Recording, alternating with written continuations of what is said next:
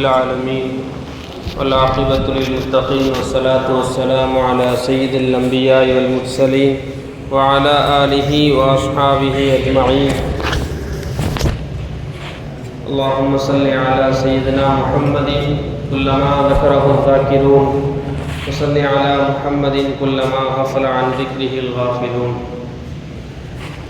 கண்ணியத்துக்கும் பெருமதிப்புக்குரிய இஸ்லாமிய பெரியவர்களே, நண்பர்களே, தாய்மார்களே, அல்லாஹ் சுப்ஹானஹு வ தஆலா அவருடைய பேரருளால் தொடர்ந்து நின்று வணங்கக்கூடிய நல்ல வாக்கியங்களை கொடுத்து கொண்டே இருக்கிறார்.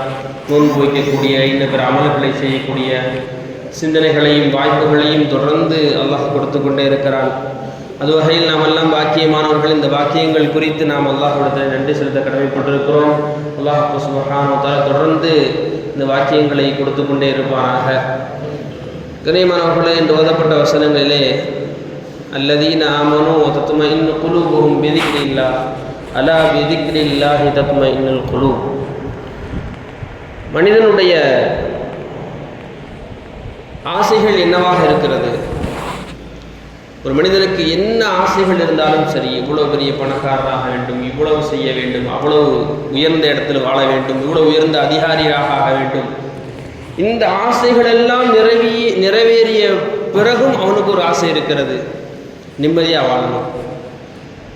காசு பணம் எவ்வளோ நினைக்கிறோம் அவ்வளோ கிடச்சிருச்சு, எவ்வளோ பெரிய உத்தியோகத்தில் போய் உட்கார்ந்து நினச்சோம் அவ்வளோ பெரிய உத்தியோகம் கிடச்சிருச்சு, காசு பணங்களை சேர்த்தாச்சு, குழந்தை குட்டிகள் இருக்குது, அதுக்கடுத்து என்ன தேவைப்படுது? இது எல்லாத்தையும் வைத்துக்கொண்டு நிம்மதி தேவைப்படும். நிம்மதியை தேடி பல்வேறு வகையான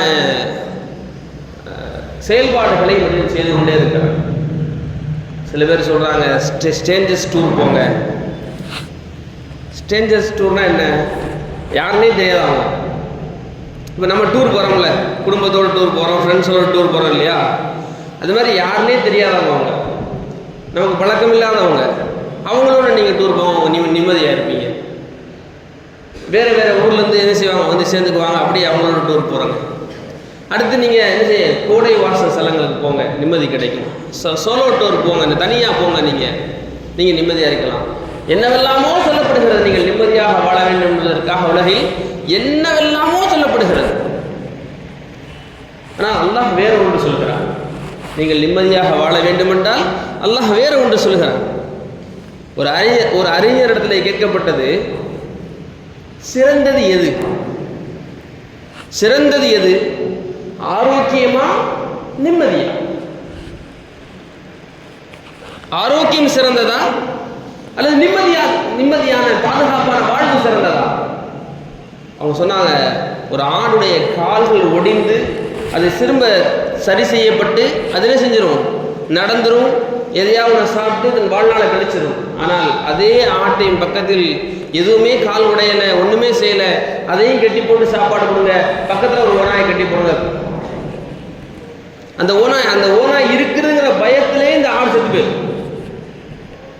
அப்போ மனிதனுக்கு தேவை என்னவென்றால், ஆபியத்தை விடவும், நபி ஸல்லல்லாஹு அலைஹி வஸல்லம் ஆரோக்கியத்தை அவ்வளவு வேண்டியிருக்கிறார்கள், அதை விடவும் பாதுகாப்பும் நிம்மதியும் தேவை என்று ஓதப்பட்ட ஒரு வசனத்திலே ஹதரத் இப்ராஹிம் அலைஹிஸ்ஸலாத்து வஸ்ஸலாம் தன்னுடைய மனைவி பிள்ளைகளை விட்டு வரும் பொழுது வனாந்திர பாலைவனம், ரப்பி ஜஅல் ஹாதா பலதன் ஆமினன், ரெண்டு துவா.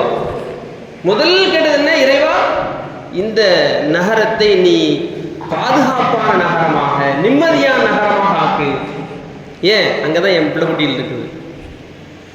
ஒரு சுக்குனி, நீ என்ன செய், எல்லா வகையான கனிவர்க்கங்களையும் எல்லா வகையான சூழ்நிலைகளையும் அதுக்கு நீ ஆக்கி கொடு. கனியமர்களே, அப்போ ஒரு மனிதனுக்கு நிம்மதியான வாழ்வு என்பதுதான் அவனுடைய ஆரோக்கியமும் கலந்திருக்கிறது, அவனுடைய அமல்களும் கலந்திருக்கிறது. நிம்மதியான பாதுகாப்பான சூழ்நிலை இல்லை என்றால் என்ன செய்ய முடியாது? அமல்கள் கூட செய்ய முடியாது. நான் இன்னும் தொழுதுகிட்டே இருப்பேன், திடீர்னு யாராவது சுற்றுவாங்கன்னா எப்படி தொழுவேனா? எப்படி இருக்கு? நான் இன்னும் தொழுதுகிட்டே இருப்பேன், யாராவது என்ன செய்வாங்க, இருந்து அடிச்சிருவாங்க, எப்படி தொழ முடியும்? நான் இங்கே சதக்கா கொடுக்க நினைப்பேன், நீ கொடுத்தா யாராவது அடிச்சிருவாங்க, அப்போ எப்படி கொடுப்பேன் நான்? அப்போ எல்லா வகையான நிலைகளுக்கும் நிம்மதியும் பாதுகாப்பும் முதல்ல தேவைப்படுது. நாம் தேட வேண்டிய இடம் என்னவென்றால் அல்லாஹ் சொல்கிறான், தத்மைன்னு குலூபுஹும் பிதிக்ரில்லாஹ் அலா பிதிக்ரில்லாஹி தத்மைன்னுல் குலூப். என்னை நினைவு கூறுவதுதான் உங்களுடைய மனங்கள் எல்லாம் சாந்தி அடைவதற்கும் அமைதி பெறுவதற்குமான காரணம் என்பதாக சொல்லி காட்டுகிறார். நம்முடைய எவ்வளவு கஷ்டங்கள் இருந்தாலும் ரப்பிடத்திலே அவனுடைய திக்ர்களை சுப்ஹானல்லாஹ், அல்ஹம்துலில்லாஹ், லா இலாஹ இல்லல்லாஹ், லா ஹவ்ல வலா குவத்த இல்லா பில்லாஹ். கண்ணியமான பெரிய மார்க்க அறிஞர் சொல்லுவார், உங்களுக்கு என்ன கஷ்டங்கள் ஏற்பட்டாலும் எவ்வளவு நெருக்கடிகள் ஏற்பட்டாலும் நீங்கள் ஒரு திக்ரை பற்றி பிடித்துக் கொள்ளுங்கள். லா ஹவ்ல வலா குவத்த இல்லா பில்லாஹ், லா ஹவ்ல வலா குவத்த இல்லா பில்லாஹ் சொல்லிக்கொண்டே இருங்கள். உங்களுடைய நெருக்கடிகளை எல்லாம் ரப்பு நீக்கி விடுவான். உங்களுடைய மனங்கள் எல்லாம் பாதுகாப்பாகவும் அமைதியாகவும் இருக்கும். நீங்கள் அமல்களிலே இன்பம் பிடித்தவர்களாக உருவாகி விடுவீர்கள். இன்னைக்கு அமைதியை தேட வேண்டிய நிர்பந்தங்களும் நெருக்கடிகளும் நமக்கு உண்டாகிவிட்டது. இன்னைக்கு இந்த நொடி கூட சொல்லலாம், இந்த நொடி கூட உலகின் பல்வேறு இடங்களில் இஸ்லாமிய சமூகம் அமைதியையும் நிம்மதியையும் தேடிக்கொண்டிருக்கிறது. நாம் இன்னைக்கு அல்லாஹ்வுடைய கிருபையினால் நமக்கென்று பள்ளிவாசல்கள் அமைக்கப்பட்டிருக்கிறது. நல்ல இஸ்லாமிய ஆடைகளை அணியக்கூடிய வாய்ப்புகள் இருக்கிறது. வந்து தொழக்கூடிய நசீபுகள் கிடைக்கிறது. இதிலெல்லாம் நமக்கு எந்த பயமும் இல்லை, அப்படித்தானே? ஆனால் சில சமூகம் இருக்கிறது, பள்ளிவாசலுக்கு வந்துவிட முடியுமா பயம். ஏன்? உயிரோடு இருப்போமா என்ற பயம். அல்லாஹ் சுப்ஹானஹு வ தஆலா நிம்மதியான வாழ்வுக்கான எல்லா சூழ்நிலையும் அமைத்து கொடுத்தும் நம்முடைய மன நெருக்கடிக்கான வாய்ப்புகளை சொல்கிறான். நீங்கள் அதெல்லாம் நீக்க வேண்டும் என்றால் என்னுடைய திக்ரின் பக்கம் வாருங்கள், என்னுடைய திக்ரின் பக்கம் வாருங்கள், என்னை நீங்கள் நினைவு கூர்ந்து கொண்டே இருங்கள். உங்களுடைய வாழ்வின் அமைதியான சூழல் நான் ஏற்படுத்தி கொடுப்பேன். ஒரு ஹதீஸில் வருகிறது, அடியானே காலையிலும் மாலையிலும் என்னை நினைவு கூறுவதற்கு நீ நேரத்தை ஒதுக்கிக்கொள், உன்னுடைய மனக்கவலைகளை எல்லாம் நான் நீக்கி விடுவேன். அல்லாஹ் சொல்லி கேட்டார். நபி ஸல்லல்லாஹு அலைஹி வஸல்லம் இந்த ஹதீஸை புதுசை சொல்கிறார்கள். அல்லாஹ் சொல்கிறான், ஓ அடியானே காலையிலும் மாலையிலும் என்னை நினைவு கூறுவதற்கு நீ என்ன செய்ய, உன்னுடைய நேரத்தை ஒதுக்கிக்கொள். அப்படி நீ செய்தால் உன் மனக்கவலைகளை எல்லாம் நீக்கி விடுவேன், உன்னுடைய வேலைகளை எல்லாம் லேசாக்கி விடுவேன். அப்படி நீ செய்யவில்லை என்றால் உன் மனம் முழுவதும் கவலைகளால் நிரப்புவேன், உன் மீது வேலைகளை சாட்டி விடுவேன். மனிதனுடைய நிம்மதிக்கான ஒரு சூழலை நாம் என்ன செய்யணும், புரிந்து கொள்ள வேண்டும். அல்லாஹ் சுப்ஹானஹு வ தஆலா புற ரீதியான எல்லா அமைதிகளையும் அம்னுகளையும் பரக்கத்துகளையும் கொடுத்திருக்கிறான் இந்த நொடிகளில். ஆனால் உள்ளம் ரீதியான அமைதியான வாழ்வு இருக்கிறதே, அதுதான் அமல்களின் பிரதிபலிக்கும், நம்முடைய பிள்ளைகளிடம் பிரதிபலிக்கும், பிற மக்களிடமும் பிரதிபலிக்கும்.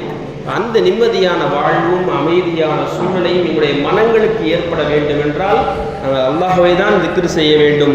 அவனுடைய ஞாபகம்தான் எங்களை என்ன செய்யும், சிறந்தவர்களாக உருவாக்கும். அல்லாஹ் சுப்ஹானஹு வ தஆலா எல்லா நிலையிலும் அவனை திக்ர் செய்யக்கூடிய நல்ல நசீப் பெற்ற மக்களாக நம்மையும் நம் சந்ததிகளையும் நம்மை ஈன்றெடுத்த பெற்றோர்களையும் ஆக்கியருள் புரிவானாக.